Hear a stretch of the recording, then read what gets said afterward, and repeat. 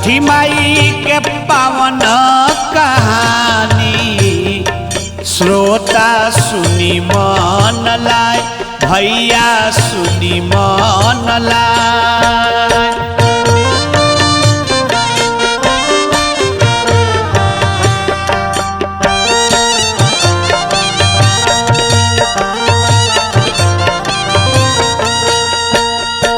छठी माई के पावन कहानी श्रोता सुनी मन लाए, भैया सुनी मन लाए।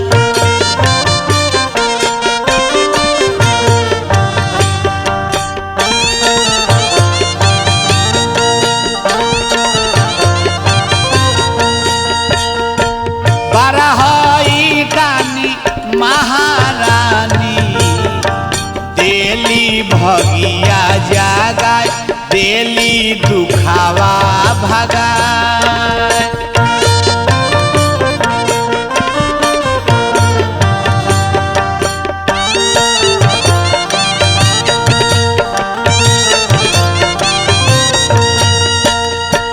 बारहई रानी महारानी देली भगिया जागाए, देली दुखावा भगाए।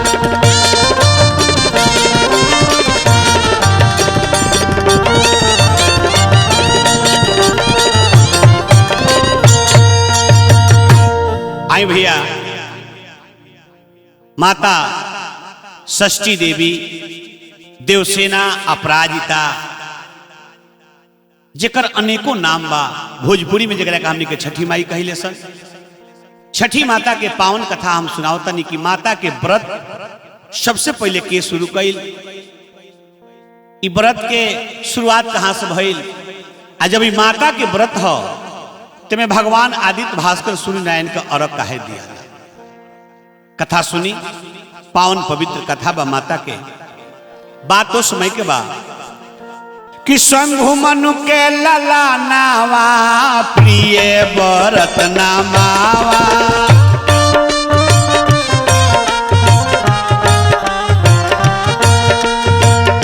मनु के लला नावा के प्रिय व्रत नामावा।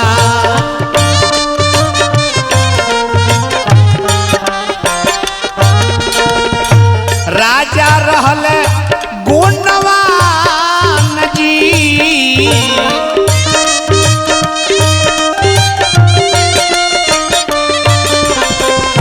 राजा रहले गुणवान जी।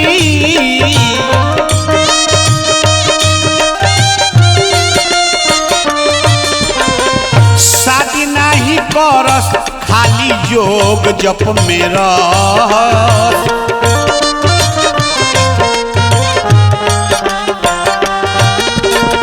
शादी नहीं करस खाली योग जप में रह।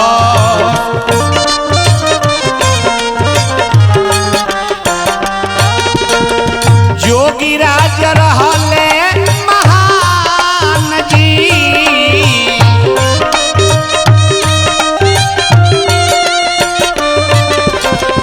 मनु के लला नावा के प्रिय व्रत नामावा।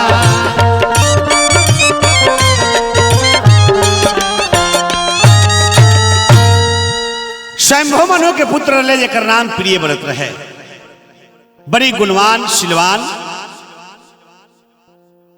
शादी ना करस खाली इनकर योग जप तप में मन रहे। योगी राज शादी करे के चाहबे ना करस, ब्रह्मा जी के कहला पर शादी कैले। मालिनी इनका रानी के नाम, मालिनी के संग शादी भइल। शादी के कुछ दिन बीत गइल, संतान ना भइले। तो संतान का मतलब लड़का आ लड़की दोनों होला। तो ना लड़के भइल ना लड़की भइल। कुछ दिन बीत गइल, तब अपना पुरोहित लोग से राय लेके आ कश्यप बाबा के बुलावत तनी। कश्यप बाबा आवत तनी, पुत्रवष्टि यज्ञ शुरू होता। कश्यप बाबा आइले, जगवा शुरू कइले।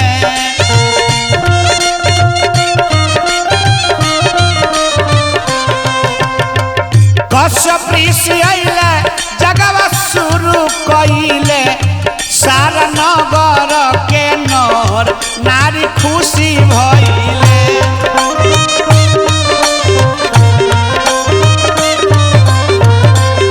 सारा नगर के नर नारी खुशी भइले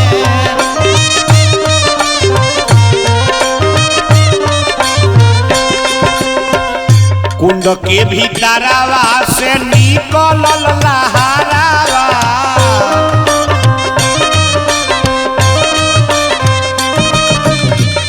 कुंड के भीतरवा से निकलल लहरावा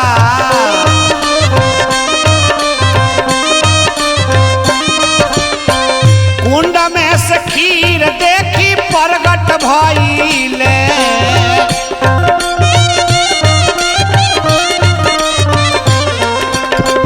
कुंड में से खीर देखी प्रगट भइले सारा नगर के नर नारी खुशी भइले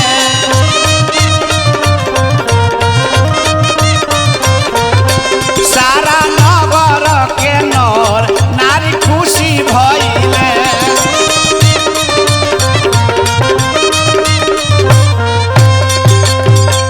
कश्यप ऋषि के पुत्रवष्टि जग शुरू कैनी स्वाहा स्वाहा कह के मंत्र पढ़ के आहुति दियाए लागल कुंड से लहर निकलल स्वयं खीर प्रकट भइल बाबा लेके खीर आ राजा के दे देनी के राजा अपना भरिया यानी अपना रानी के मालिनी रानी के ले जाके खीर खिला दो तहरा अवश्य पुत्र होई रानी मालिनी खीर खैली समय धीरे धीरे बीते लागल त एक मास बीतले सरमास अवरुटी सरमास ए ललना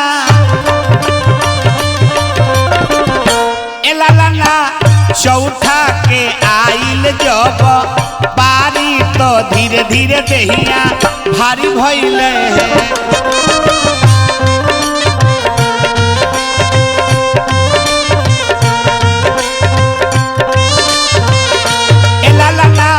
चौथा के आइल जब बारी तो धीरे धीरे देहिया भारी भइले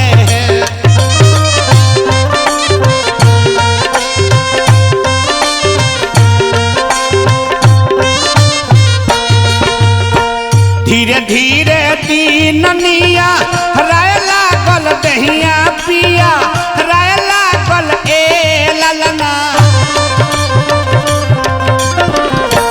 ललना आई गईले काटी कम हिनवा तो गौरव के दिनवा नुहे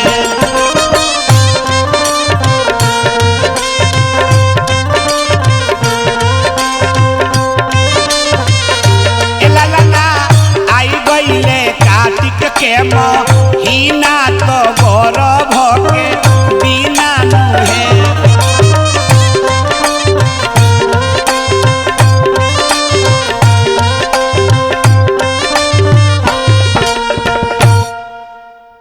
नगर में नगरवासी नर नारी प्रजा सभी लोग प्रतीक्षा करता राजा भी प्रतीक्षा करता रहे कि अब गर्भ के दिन समय नजदीक आ गई बा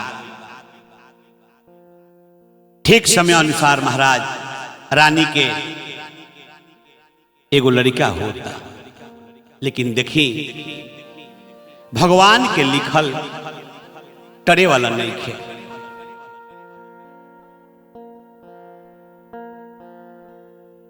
मुअला हई पैदा लेलस रानी के ललनवा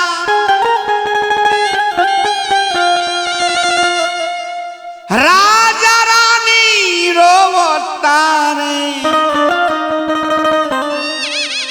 बरसीला नैनवा आसक दिया बूट गई चारों ओर हाहाकार भई आ मरल लइका रानी के भइल बा सगरो ई प्रचार भई हाहाकार मच गई पूरा नगर में ई प्रचार हो गई कि जौना दिन के हमने के समय के इंतजार करते नहीं, उस समय आई लेकिन बड़ी दारुण समय आई, बड़ी दुखदाई समय आई। अरे रानी के लड़का भइल बा लेकिन मुअले भइल बा। छाती मुका मारी रानी रोवतारी जी, गिरत नैना से लो।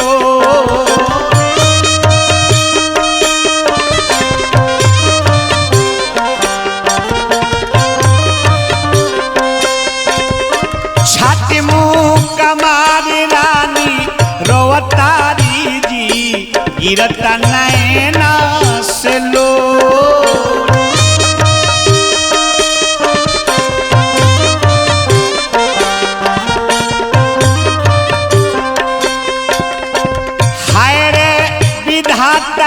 का कोई दिहल जी, विधान भइल कठोर।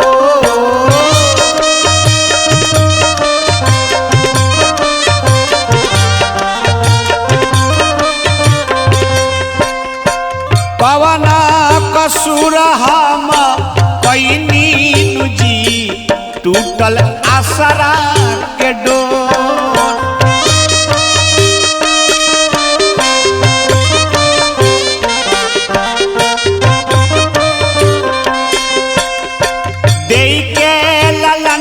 फेरू ले लजी, दैबा भइल कठोर।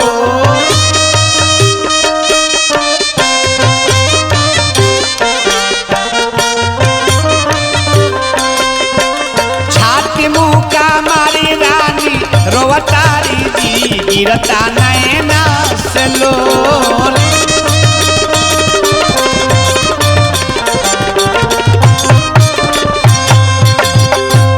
छाती में मुंह का मार के रानी रोवतरे, राजा रोवतरे, पूरे नगर में हाहाकार मचल बा। नगर के नर नारी जे भी खबर के सुनले बा, जे जहां बा वही जा अधीर हो गई बा, अधीर हो गई बा। रानी के तब मूर्छा पर मूर्छा होता, राजा के दांत पर दांत लगता, छाती में मुका मार के रोता रहे।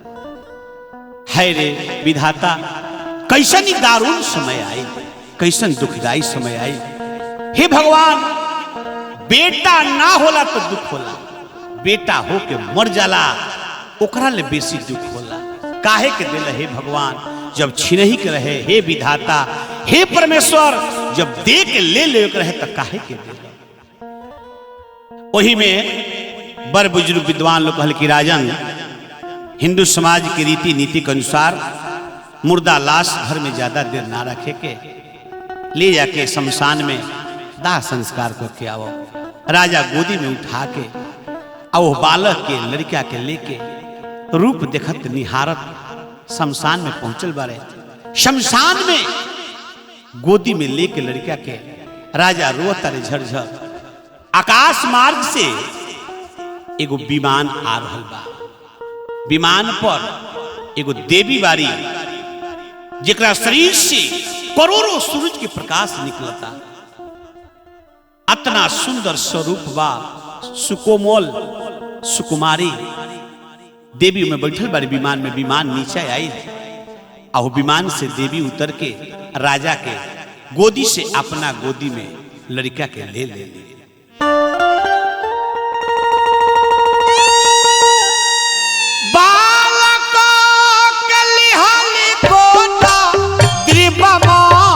कैली शोधा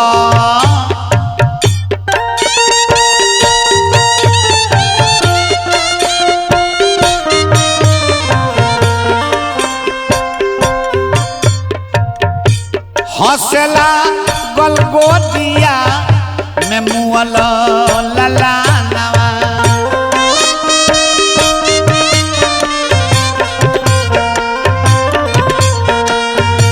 हौसला गलगोदिया में मुअल ललानवा।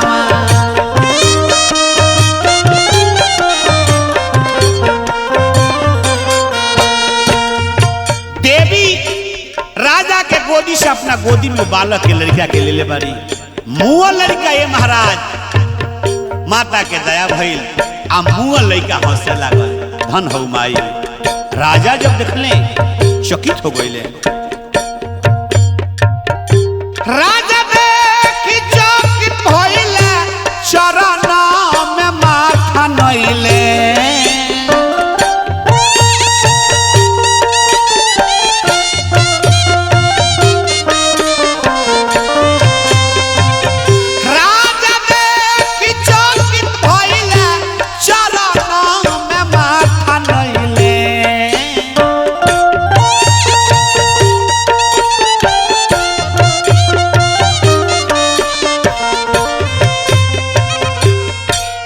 धन धन बानी रौरा देवी जी महानवा।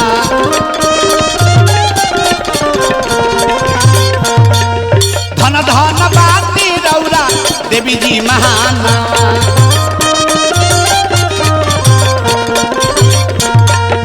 धन धन बानी रौरा देवी जी महानवा।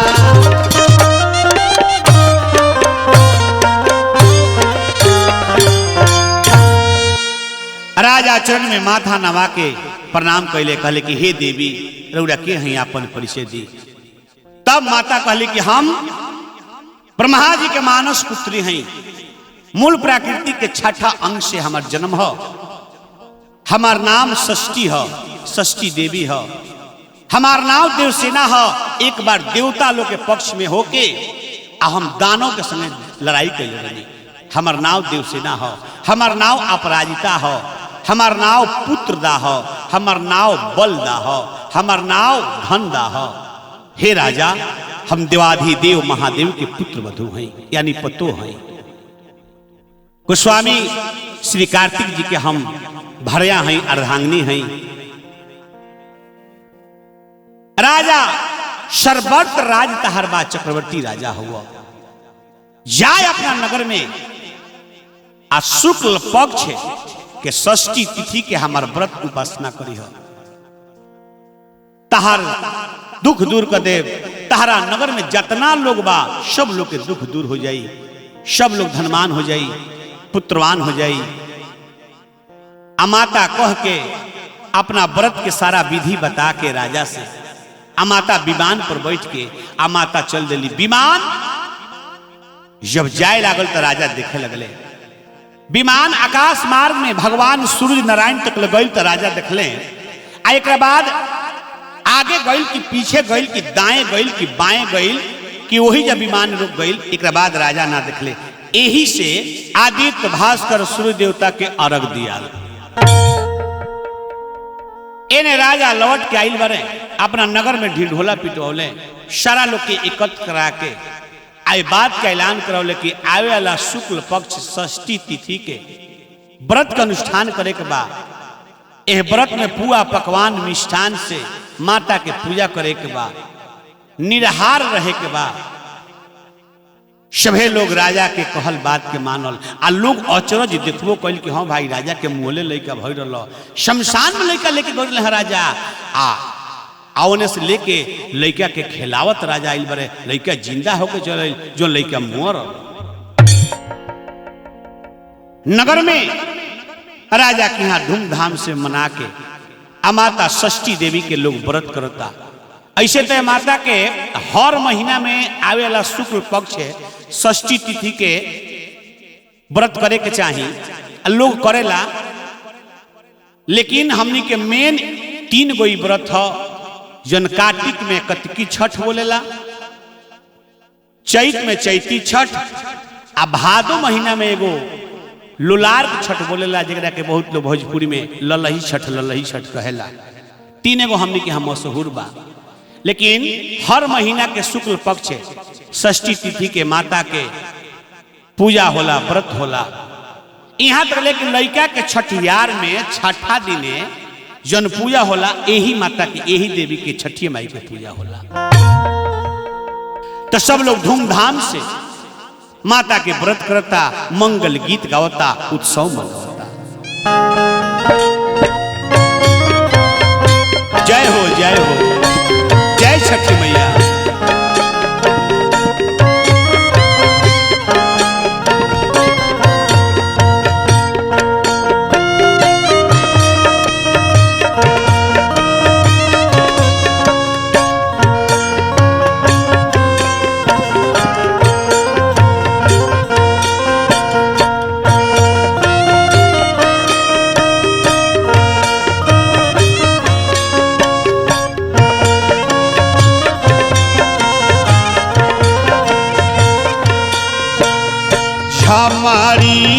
सीतामढ़ी में घा बारिशेले ओरियाना मधु चुए ओरियाना मधु चुए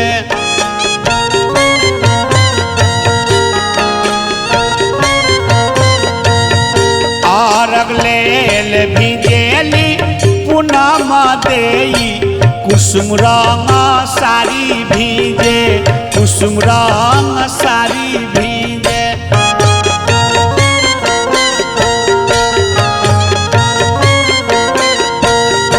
कोसिलेल भिजेल साहेब सेवखा पियर रंग धोती भीजे पियर रंग धोती भीजे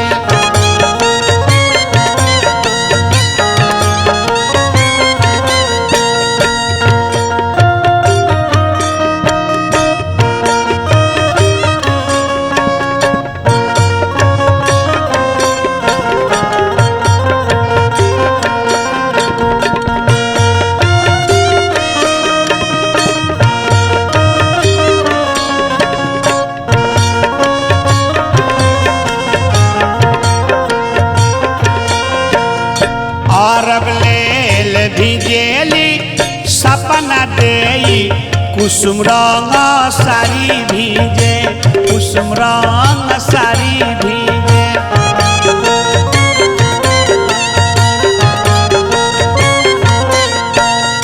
कोसिलेल भिजेल संदीप देवा पियर रंग धोती भीजे पियर रंग धोती भीजे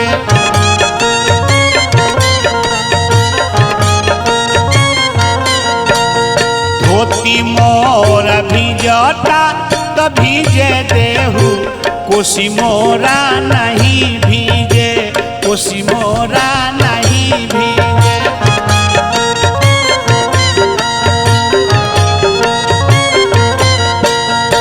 आरगलेल भिजेली रूपम देई कुसुम रंग साड़ी भीजे कुसुम रंग साड़ी भीजे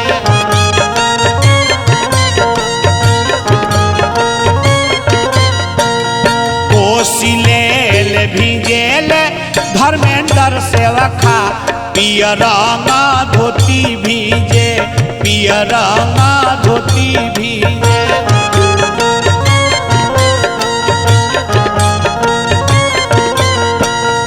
आरगलेल भिजेली रूबिया देई कुसुम रंग साड़ी भीजे कुसुम रंग साड़ी भीजे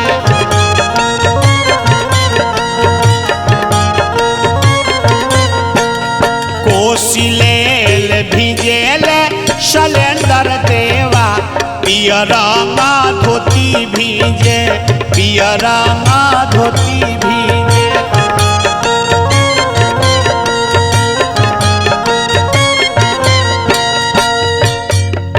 अरे धोती मोर भिजता तो भीजे देहू कोसी मोरा नहीं भीजे कोसी मोरा नहीं भीजे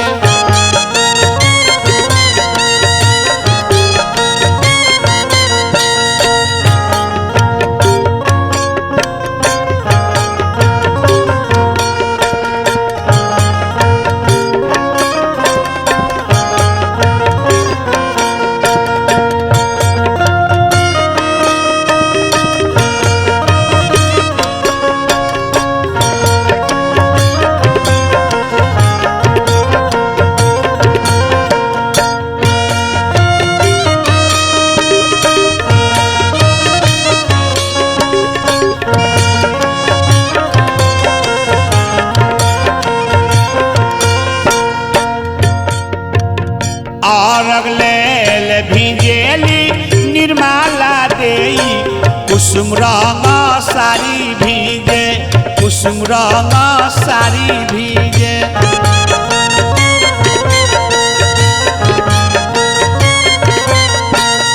कोसिलेल भिजेल मुना सेवखा पियर रंग धोती भीजे पियर रंग धोती भीजे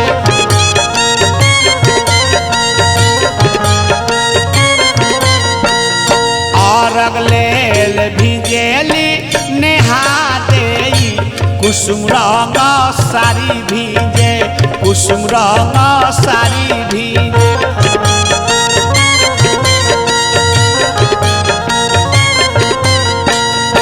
कोसिलेल भीजेल पिंटुआ सेवखा पियर रंग धोती भीजे पियर रंग धोती भीजे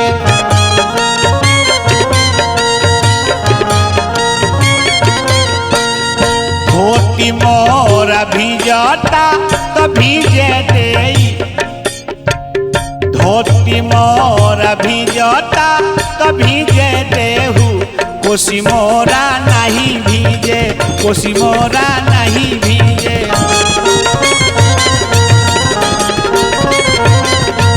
सारी मोरा भीजता तो भीजे देहू अरग मोरा नहीं भीजे अरग मोरा नहीं भीजे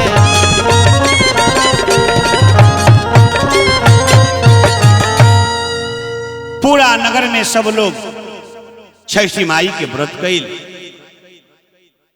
तब से हमने कि हाँ माता के व्रत होखेला हमने करीले आज ये भी माता के व्रत करेला उ धनवान होला गुणवान होला पुत्रवान होला चरित्रवान होला ऐसे माता के व्रत करे के चाहिए एक बार प्रेम से बोली बोली छठी मैया की